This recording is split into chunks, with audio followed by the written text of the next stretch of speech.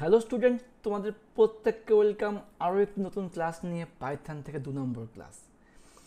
প্রথম ক্লাসটাতে তোমাদের রেসপন্স এবং ভালোবাসা দেখে আমার খুবই ভালো লেগেছে, সেই কারণে চটাপট নিয়ে এসেছি নতুন ক্লাস একদিন পরেই। তো তোমরা এইভাবে চ্যানেলের পাশে থাকো, তবে ঘোষ কম্পিউটার একাডেমিও তোমাদের পাশে থাকবে। ঠিক আছে? তো আমাদের যা সিলেবাস ছিল, এই সিলেবাস কিন্তু আমাদের কম্পিউটার অ্যাপ্লিকেশন এবং সায়েন্স উভয় ক্ষেত্রে সমান। তো সেই বিষয়ে বেশি কিছু বলছি না, কারণ আমাদের কিন্তু প্রথম ক্লাসটার মধ্যে কিন্তু সমস্ত কিছু বলা আছে। প্রথম ক্লাসে ফার্স্ট 6 মিনিট খুব ভাইটাল ছিল। তোমরা যারা নতুন এই ভিডিও দেখছো, ফার্স্ট টাইম এই ভিডিও দেখছো, তাদের প্রত্যেককে বলবো এই প্লে লিস্টটা তোমরা সেভ করে রাখো এবং প্লে লিস্টে প্রথম ক্লাসটা অবশ্যই দেখে নাও। সেখানে পুরোটা ভালোভাবে বলা আছে, কোন বই থেকে আমরা পড়বো, কীভাবে পড়বো, পাইথন নিয়ে সমস্ত কিছু বলা আছে। তো আজকে বেশি কিছু ওই জন্য বলছি না। তো সেই জন্য আমরা কিন্তু বিগত ক্লাসে পাইথনের চ্যাপ্টার 1 শুরু করেছি। তোমার সেখান থেকে আমরা দেখেছিলাম introduction to Python, features of Python অবধি দেখেছিলাম। হ্যাঁ, তো এইটুকুই হয়তো আমরা দেখেছিলাম, তো বেশি কিছু দেখিনি। তো আজকের ক্লাসে আমরা অনেকটাই কভার করব। তো সেই হিসাবে আজকে আমরা রাজেন্দ্র গিরি এবং শুভময় গিরি স্যারের বইটা ফলো করব, যেটা বিবি কিন্তু পাবলিকেশন ছাপিয়েছে। তো এখান থেকে আমাদের ক্লাস শুরু করছি। আমরা বিগত ক্লাসে দেখেছিলাম যে পাইথন কি, পাইথন নামটা কোন নাম থেকে এসছে, কোন বিজ্ঞানী পাইথন তৈরি করেছে, এই সমস্ত কিছু অ্যান্সার কিন্তু আমাদের চ্যাপ্টার প্রথম ভিডিওতে দেওয়া আছে। তারপরে আমরা দেখেছিলাম পাইথন করতে গেলে পাইথন একটা প্রোগ্রামিং ল্যাঙ্গুয়েজ, তো প্রোগ্রামটা কী করে এক্সিকিউট হচ্ছে তার জন্য প্রথমে আমাদের কী বানাতে হচ্ছে, প্রথমে করতে হচ্ছে অ্যালগোরিদম, তারপরে সেখান থেকে করতে হচ্ছে আমাদের সিউডো কোড, তারপর সেখান থেকে হচ্ছে ফ্লো চার্ট, তারপরে ফ্লো চার্ট থেকে হচ্ছে প্রোগ্রাম, আর যে প্রোগ্রাম লেখার কৌশল ওটা হচ্ছে প্রোগ্রামিং। সমস্ত কিছু হয়ে গেলে তারপর ওটাকে আমরা প্রোগ্রামে ভুল ত্রুটি ঠিকঠাক করে ওটা হচ্ছে প্রোগ্রামিংয়ে আউটপুট পাওয়া যাচ্ছে। এই ছিল পাইথনের বেসিক জিনিসগুলো। তারপর দেখলাম পাইথনকে কেন ইন্টারপ্রিটার ভিত্তিক ল্যাঙ্গুয়েজ বলা হয়। তারপর দেখেছি আমরা কী করে পাইথন কেন আমাদের জনপ্রিয়, বা আমরা দেখেছিলাম যে পাইথন আমরা কি করে ইনস্টল করব, কোন সাইট থেকে ইনস্টল করব, কি করে করব, আর পাইথনকে কেন জিইউআই বা আইডিয়ালি ভিত্তিক সফটওয়্যার বলা হয়। আরেকটা কোশ্চেন, কালকে হয়তো আমি ভুল বলেছিলাম, আইডিয়ালি ফুল ফর্ম এখানে বলেছিলাম ইন্টিগ্রেটেড ডেভেলপমেন্ট এনভায়রনমেন্ট, সেক্ষেত্রে এলটা কিন্তু দেওয়া নেই। এর ফুল ফর্ম হবে ইন্টিগ্রেটেড ডেভেলপমেন্ট লার্নিং এনভায়রনমেন্ট। তাহলে এল ফর কী হচ্ছে, লার্নিং এনভায়রনমেন্ট। তো সেক্ষেত্রে আইডিয়ালি ফুল ফর্ম কী হচ্ছে, ইন্টিগ্রেটেড ডেভেলপমেন্ট লার্নিং এনভায়রনমেন্ট। ঠিক আছে, এইটুকু ছিল আমাদের বিগত দিনের ক্লাস। আর আমরা কী করেছিলাম, পাইথন উইন্ডোটা স্টার্ট করে দেখেছিলাম। তো সর্বপ্রথমে আজকে আমি পাইথনটাকে খুলে নিই।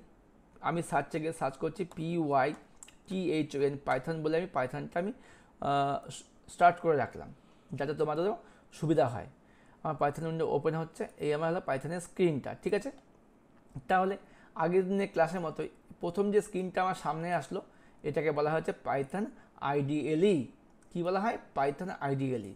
এবং পাইথন উইন্ডো খোলার সঙ্গে সঙ্গে প্রথমে কিছু ওয়েলকাম মেসেজ দেওয়া থাকে। দেখো মেসেজটা কী বলেছে, পাইথন 3.7.0 ভার্সান দেওয়া আছে, রিলিজ ডেট দেওয়া আছে, এই ভার্সানটা কবে রিলিজ হয়েছে, টাইপ কপিরাইট সব, মানে মধ্যে কথা পাইথন সফটওয়্যার সম্বন্ধে কিছু মেসেজ দেওয়া আছে।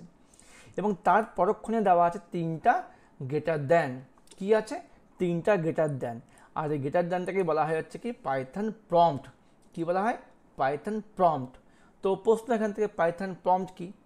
পাইথন প্রম্পট হচ্ছে এমন একটি জায়গা, আমি জায়গায় বলছি, যেটা থাকলে আমরা বুঝতে পারবো যে তুমি এবার প্রোগ্রামটা লিখতে পারবে।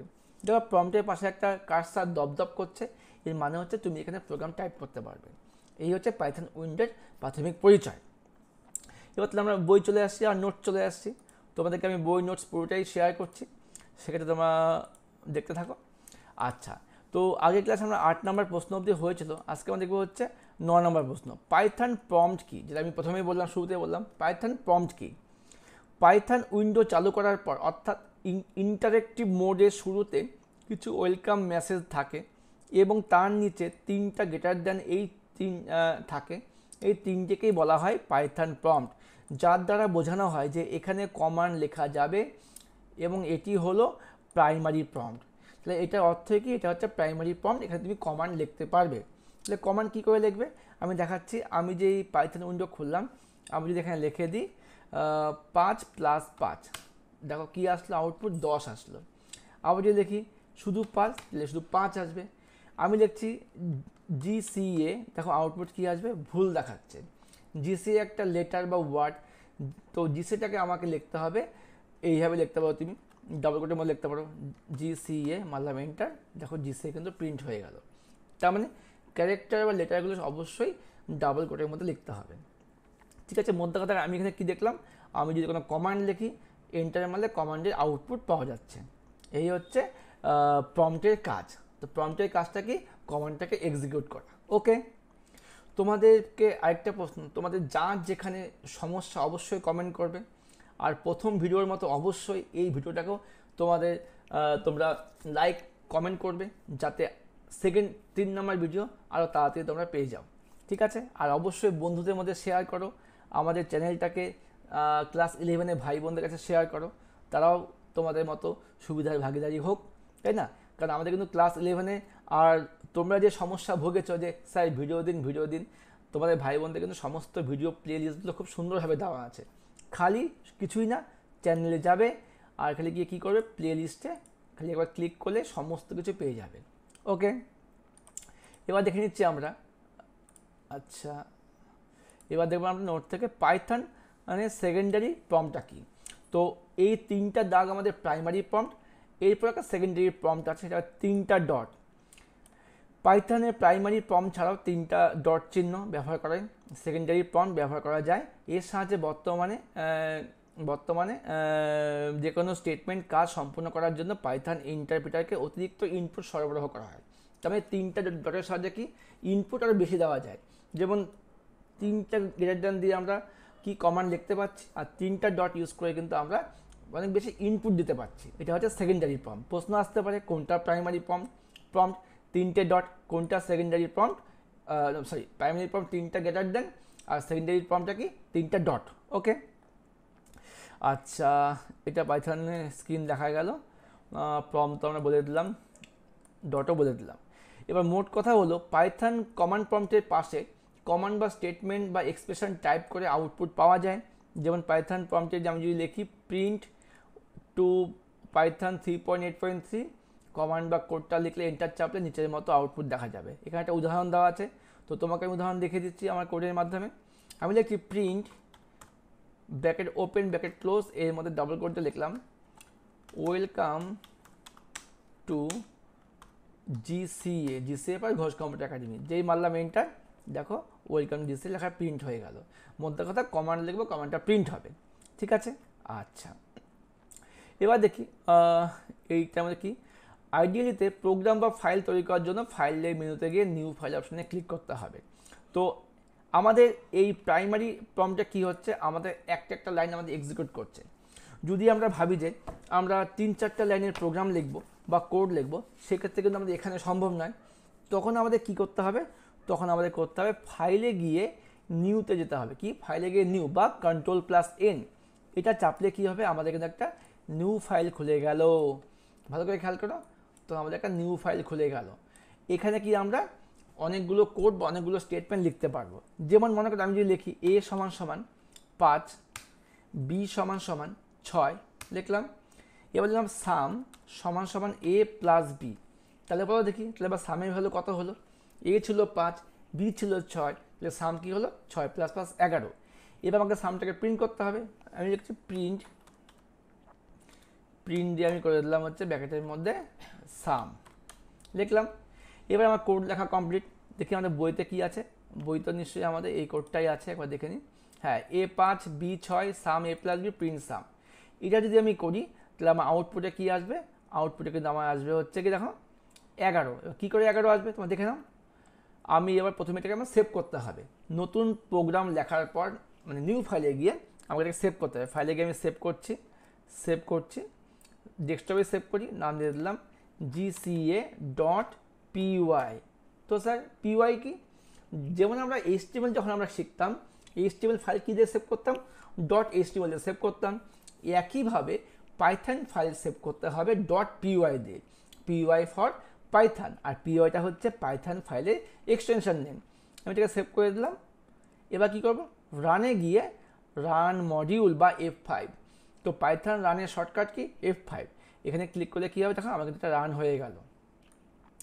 এখানে একটা জিনিস খেয়াল করে দেখো, এখানে একটা দাগ দেওয়া আছে, তার মানে কি যেই উইন্ডোটা আমার ফার্স্টে আসে তার মানে কি আমার ইন্টারেক্টিভ মোড উইন্ডোটা, এই উইন্ডোর মধ্যে কিন্তু আমার দেখো নিউ ফাইলের কোডটা রান করছে। তার মানে আমি ইন্টারেক্টিভ মোডের মধ্যে তো আমি সিঙ্গেল রান করতে পারছি, কিন্তু যদি আমরা নিউ ফাইল বা স্ক্রিপ্ট মোডে গিয়ে কিছু লিখি, ওই মোডটাকে স্ক্রিপ্ট মোড বলে, সেখান থেকেও কিন্তু আউটপুটটা কিন্তু আমার ইন্টারেক্টিভ মোডে শো হবে। মানে আমি যেখানে প্রোগ্রাম লিখি না কেন আউটপুট কিন্তু আমার ইন্টারেক্টিভ মোডে শো হবে। এবার দেখো উপরে আমার আগের কোডগুলো ছিল, নিচে আমার নিউটা এসছে। কেন এসছে? আমি যেহেতু এই উইন্ডোটা বন্ধ করিনি, ওই জন্য আমার রান করার পরে আউটপুটটা এখানে এসছে। এবার দেখো এবার যদি আমি এই উইন্ডোটা বন্ধ করে দিতাম, এবার যদি ইন্টারেক্টিভ মোডটা বন্ধ করে দিলাম, আমার তো স্ক্রিপ্ট মোড খোলাই আছে, এখান থেকে আমি রানে গিয়ে রান করছি, তখন কিন্তু দেখো আমার কিন্তু ব্ল্যাঙ্ক পেজেই চলে এসছে 11টা। তখন আমার ওপরের কোডগুলো নেই, কারণ আমি তো উইন্ডোটা বন্ধ করে দিয়েছিলাম, ওই জন্য আমার নতুন পেজেই এটা চলে এসছে। এটাও কিন্তু আমার ইন্টারেক্টিভ মোডেই এসছে। বুঝা গেল? এবার আমরা একটু বই থেকে দেখে নিই। আসলে পাইথনটা একটু অনেকের মধ্যে চাপ হবে, তো তোমরা ভিডিওগুলো বারবার দেখো, আর অবশ্যই বলো বইটা পড়ো। নতুন একটা কোড, তোমাদের পক্ষে কোডিং বোঝা একটু চাপেরই ব্যাপার, এটা কখনোই আর্টসের সাবজেক্ট হতে পারে না। কম্পিউটারটা যা আছে তোমাদের সিলেবাসে পুরোটাই হচ্ছে সায়েন্স বেস সাবজেক্ট, তো একটু বোঝার চেষ্টা করো। বুঝতে পারছি অসুবিধা হতে পারে বা হবে, কিন্তু বুঝতে তো হবেই যখন সাবজেক্ট নিয়ে ফেলেছো না। দেখো কি বলেছে, এবার দুটি সংখ্যার যোগফল নির্ণয়ের জন্য নিচের মতো পাইথন কোডগুলি টাইপ করতে হবে। ওপরের চিত্র দেখে দেখো, hash Python program to find the sum of two number. এখানে হ্যাশ দেওয়ার অর্থ হচ্ছে একটা কমেন্ট লাইন। এখানে হ্যাশ দিয়ে কী হবে, এই লাইনটা কিন্তু আমার কোনো কাজে আসবে না, জাস্ট একটা শো হবে। ঠিক আছে, এটা আমি পরে বলছি। A5 B6 some equal to A+B print সাম। এরপরে ফাইল মেনু সেভ কমান্ডে গিয়ে বা Ctrl+S চেপে পাইথন প্রোগ্রামটিকে .py দিয়ে সেভ করতে হবে। আর সেভ হলো, সবশেষে পাইথন প্রোগ্রামটির আউটপুট দেখার জন্য রান মেনুর মধ্যে রান মডিউলে ক্লিক করতে হবে অথবা শর্টকাটে F5 চাপতে হবে। এক্ষেত্রে নিচের মতো আউটপুট দেখা যাবে। আউটপুট দেখা গেল। ঠিক আছে, এবার তোমাদের আমি বলে দিই এই হ্যাশটার কাজটা কী। দেখে নাও আমার যেখানে কোডটা ছিল, এই যে কোডটা ছিল, আমি যদি এখানে লিখে দিতাম হ্যাশ, আমি নিচে লিখেছি হ্যাশ, হ্যাশ লিখলাম, এটা আমার প্রথম, আমি বাংলা লিখছি প্রথম PYTH পাইথন কোড লিখলাম। তাহলে বলো, আমি যখন কোডিংয়ের মধ্যে একটা লাইন লিখেছি, সেই লাইনটাকেও এক্সিকিউট করার কথা, কিন্তু আমি এখন যদি F5 মারি বা রান করি, আমার কাছে ওই লাইনটা কিন্তু আমার কাজে আসলো না, আমার কিন্তু সেই 11টাই আমার প্রিন্ট হলো। মানে মোদ্দা কথা হচ্ছে, আমি এটা ছোটো করে দিই, আমি এখানে মেন কাজ করছি, A আর B এর যোগ করেছি, এই যোগফলটা কিন্তু এখানে আমার শো হয়েছে, এই লাইনটা কিন্তু আমার শো হয়নি।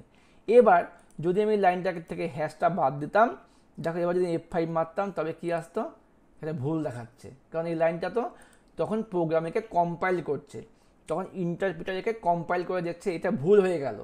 ওই জন্য আমরা কী করবো, এটা হ্যাশ সাইন দেবো। হ্যাশ সাইন দেওয়ার অর্থ হচ্ছে লাইন লিখলাম কিন্তু লাইনটা কোনো কাজে আসলো না। এবার তাহলে প্রশ্ন, স্যার তাহলে আমরা হ্যাশ সাইন দিয়ে কমেন্ট কেন লিখবো? কমেন্ট লেখার অর্থ এটাই, আমি যখন এটা কোডটা বন্ধ করে দেবো, যদি আমার কম্পিউটারে অন্য কেউ বসে বা কোনো ছাত্র বসে, কোডটা খুলেও এই লাইন দেখে বুঝতে পারবে স্যার এটা প্রথম কোড লিখেছে। তাহলে কমেন্টের অর্থই হচ্ছে কাউকে বোঝানো বা একটা নোট দিয়ে রাখা। আমরা যখন নোট লিখি, পাশে স্যারা বলে না, পাশে দাগ দিয়ে লিখে রাখ, একটা কমেন্ট লিখে রাখ, যাতে আমরা পরে বুঝতে পারি। এই হলো কমেন্টের ব্যাপার। ঠিক আছে, আচ্ছা, তাহলে এইভাবে কিন্তু আমরা একটা পাইথন প্রোগ্রামকে রান করতে পারলাম, তাই না? আচ্ছা, তো আমাদের সিলেবাস থেকে আমরা দেখে নিলাম এক্সিকিউটিং একটা সিম্পল হ্যালো ওয়ার্ল্ড প্রোগ্রাম। আচ্ছা, তো এখানটা কী বলছে, একটা সিম্পল হ্যালো ওয়ার্ল্ড প্রোগ্রাম তোমাদের রান করতে বলছে।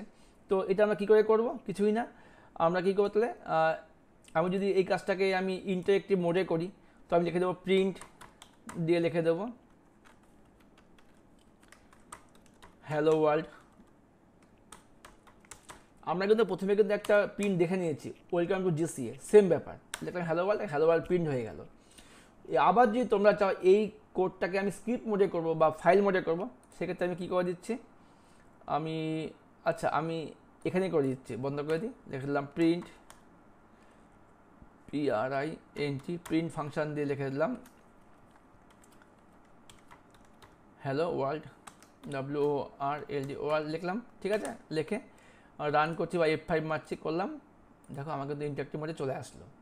তো একইভাবে তোমরা কিন্তু প্রিন্ট ফাংশন ইউজ করে এই কোডটার মধ্যে অনেকগুলো প্রিন্ট করতে পারবে। PRINT প্রিন্ট দিয়ে করে দিলাম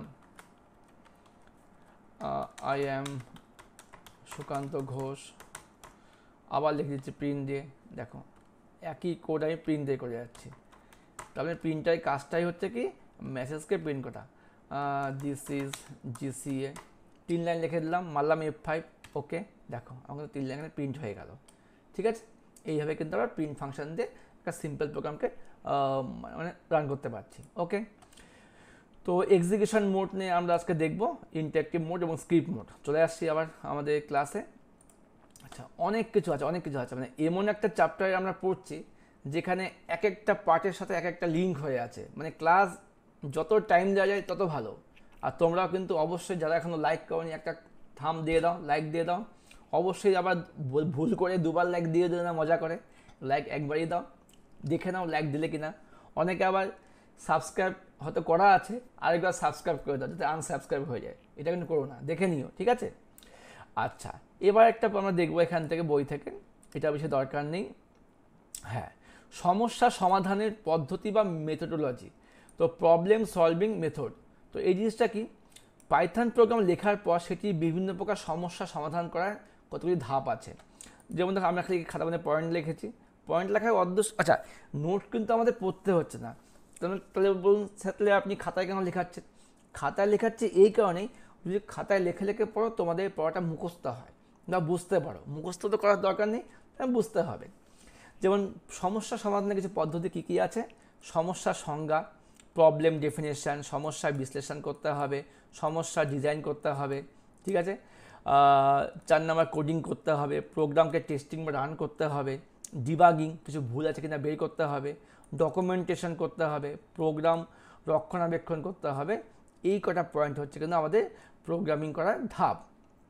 তো এখন এগুলো থেকে আমরা এক লাইন করে দেখে নিই, বই থেকে পড়ে নিই, সুবিধা হবে। সমস্যার সংজ্ঞা, আমাদের ব্যবহারিক সমস্যাগুলি সমাধানের জন্য কম্পিউটার প্রোগ্রাম লেখা হয়, তাই প্রোগ্রাম লেখা শুরু করার আগে প্রোগ্রামটির সংজ্ঞা বা বর্ণনা সম্পর্কে স্পষ্ট ধারণা থাকতে হবে। এর ফলে প্রোগ্রামটি কী বিষয় নিয়ে লেখা হবে তা পাওয়া যায়। মধ্য কথা, আমাকে কোন প্রবলেমটা সলভ করতে হবে, আমাকে দুটো নাম্বারে যোগ করতে হবে, তাহলে আমার প্রবলেম কি, নাম্বারটা যোগ করতে হবে। তার জন্য আমাকে কিছু, এটা মানে আমাকে প্রথমে বুঝতে হবে আমার কাজটা কি, এটাই হচ্ছে সমস্যার সংজ্ঞা। এবার সমস্যার বিশ্লেষণ, বিশ্লেষণ কি, আমি যে আগের প্রোগ্রামটা করলাম, আমি কি করলাম, একটা নাম্বারের মধ্যে নিলাম এ, একটা নাম্বার নিলাম বি এর মধ্যে তাকে যোগ করলাম, তো এটা হচ্ছে সমস্যা বিশ্লেষণ। এই ধাপে মূল প্রোগ্রামটিকে একাধিক অল্প অল্প ভাগে ভাগ করতে হবে। প্রোগ্রামে এই ছোটো ছোটো ভাগগুলিকে বলা হয় সাব প্রোগ্রাম। যখন একটা বড় প্রোগ্রামকে অল্প অল্প ভাগে ভাগ করা হয় তাকে বলা হয় সাব প্রোগ্রাম। হয়ে গেল।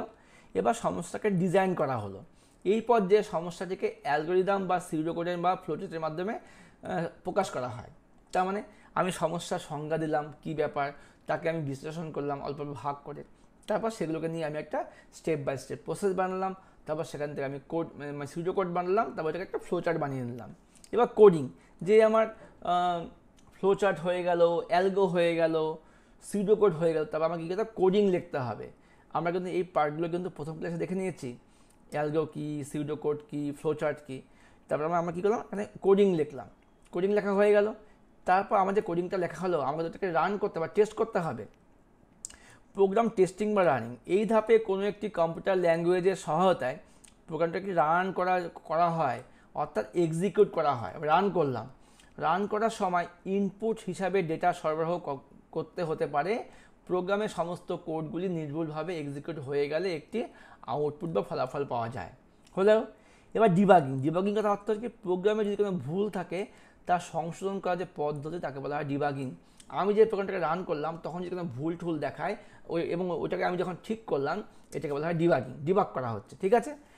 তারপরে কি ডকুমেন্টেশন, এই জিনিসটা কি, প্রোগ্রাম ডকুমেন্টেশনের অন্তর্গত বিষয়গুলি হচ্ছে সমস্যাটাকে সংজ্ঞায়িত করা, প্রোগ্রাম বা ডকুমেন্টকে ডিজাইন করা, পরীক্ষা করা, প্রোগ্রামগুলি বর্ণনা দেওয়া, প্রোগ্রাম ডেভেলপমেন্ট সংক্রান্ত বিস্তারিত তথ্য প্রদর্শন করা। এটা হচ্ছে ডকুমেন্টেশন হয়ে গেল। আর পরে কি, প্রোগ্রামকে রক্ষণাবেক্ষণ, এর মানে কি, প্রোগ্রামটাকে আমাকে ভালো মতো সেভ করে রাখতে হবে যাতে আমার অবর্তমানে অন্য কেউ বসে সেখানে এডিট করতে পারে, প্রয়োজনে সেটাকে ডেভেলপ করতে পারে, চেঞ্জ করতে পারে, এই জন্য কিন্তু ওইটাকে রক্ষণাবেক্ষণ করতে হবে। এই ছিল কিন্তু আমাদের প্রোগ্রামিংয়ের বিভিন্ন ধাপগুলো। ঠিক আছে, মানে পাইথন প্রোগ্রাম সম্পাদনের বিভিন্ন ধাপগুলো ছিল এটাই। ঠিক আছে, আচ্ছা এবার দেখব পাইথনের কিছু বৈশিষ্ট্য কী কী আছে। আচ্ছা দেখে নিয়ে খাতা থেকেও। হ্যাঁ, এটা আজকে আমাদের লাস্ট পয়েন্ট, পাইথন প্রোগ্রামিংয়ের বৈশিষ্ট্যগুলি লেখো। কী কী বৈশিষ্ট্য আছে আমরা বই থেকেও পড়তে পারি, নোট থেকেও পড়তে পারি, কিন্তু এটা কিন্তু আমি আজকে বই থেকে পড়বো। দেখে না বই থেকে ভালো মতো বুঝবে। হ্যাঁ, সবকটা পয়েন্ট খুব ইম্পর্টেন্ট। তোমার চাইলে এটা গুহপালের বইতে খুব সুন্দরভাবে বৈশিষ্ট্যগুলো দেওয়া ছিল, তোমরা কিন্তু এখান থেকেও পড়তে পারো। আমার কাছে কিন্তু গুহপালের বইও আছে, এমন নয় আমি গুহপালকে ইগনোর করছি, কিন্তু আমি কিন্তু বিগত বছর বা ওল্ড সিলেবাস এবং নিউ সিলেবাসে কিন্তু সেমিস্টার 1 সেমিস্টার 2 কিন্তু গুহপালের বই থেকেই ফলো করেছি। কিন্তু এই বছর যেহেতু গুহপালের বইটা দেরি করে বেরিয়েছে এবং তার আগে বিবি কুণ্ডু বের করে দিয়েছে, তো দুটো বই আমি ফলো করছি। ঠিক আছে, এক নম্বর কী বলছে, পাইথন ল্যাঙ্গুয়েজটি বিভিন্ন প্ল্যাটফর্মে স্বচ্ছন্দে কাজ করে। তুমি উইন্ডোজও ইউজ করতে পারো, ম্যাকও ইউজ করতে পারো, লিনাক্স ওএসে ইউজ করতে পারো, বিভিন্ন অপারেটিং সিস্টেমে ইউজ করতে পারো। পাইথন একটা ফ্রি ওপেন সোর্স সফটওয়্যার, ফ্রিতে পাওয়া যায়, কোনো টাকা লাগে না।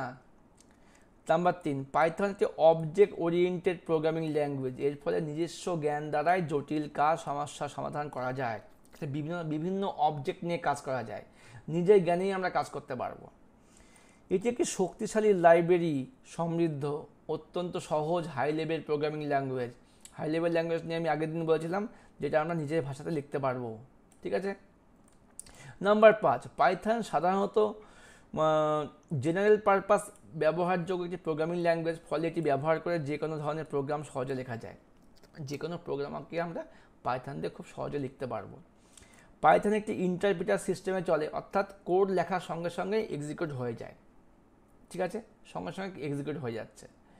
পাইথনে ইংরেজি ভাষা অনুরূপ একটি সাধারণ সিনট্যাক্স রয়েছে, যা ডেভেলপারদের অন্যান্য প্রোগ্রামিংয়ের তুলনায় কম লাইন লিখতে হয়। সি++, জাভাতে এত বেশি লাইন লিখতে হতো, সেক্ষেত্রে পাইথনে কম লাইন লিখতে হয়। 8 নম্বর কি, পাইথনের ভাষায় লেখা প্রোগ্রাম খুব সহজবোধ্য এবং পাইথন ভাষা ব্যবহার করা খুব সহজসাধ্য হলো। এবং গুহপালের বইতেও কিন্তু আমাদের এই ধরনের কিছু বৈশিষ্ট্য দেওয়া ছিল। এখানে যেমন দেওয়া আছে, পাইথন প্রোগ্রাম লেখা খুব সহজ, আনন্দদায়ক। আমি লাস্ট থেকে পড়ছি। পাইথন লাইব্রেরিতে প্রচুর ইনবিল্ট ফাংশন দেওয়া আছে অলরেডি। পাইথনের প্রোগ্রামগুলি বেশিরভাগ প্ল্যাটফর্মে ব্যবহার করা যায়। পাইথনের কোড রিডেবল, ব্যবহারযোগ্য, রিইউজেবল, মেনটেনেবল এবং এই স্ক্রিপ্টিং ল্যাঙ্গুয়েজের থেকে অনেক বেশি শক্তিশালী, অন্য ল্যাঙ্গুয়েজ থেকে এটা অনেক বেশি শক্তিশালী। পাইথন ইন্টারপ্রিটার যে কোনো অপারেটিং সিস্টেমে উপলব্ধ হয়, আর পাইথন ল্যাঙ্গুয়েজ ব্যবহার করে বিনামূল্যে ডাউনলোড করা যায়। এই ছিল আমাদের গুহপালের বই থেকে বৈশিষ্ট্যগুলো। ঠিক আছে, তো আজকের ক্লাসটা আমরা এখানে শেষ করছি। অনেকখানি বুঝে গেলাম, একটা সরল পাইথন প্রোগ্রাম এক্সিকিউট করলাম আমি দেখিয়েছি কী করে পাইথন প্রোগ্রাম লিখতে হবে এই ইন্টারেক্টিভ মোডের মধ্যে। ঠিক আছে, তো আশা করি ক্লাসটা তোমাদের ভালো লেগেছে। কেমন লাগলো অবশ্যই জানাও, ভালো না লাগলেও জানাও, কী করলে ক্লাসটা আরও ভালো হবে, কারণ তোমাদের কমেন্ট লাইকের অপেক্ষায় থাকবো। তারপরে নিয়ে আসবো নতুন ক্লাস। Okay, by. খুব মন দিয়ে পড়াশোনা করো, খুব ভালো থেকো, বইটা অবশ্যই পড়ো। Best of luck.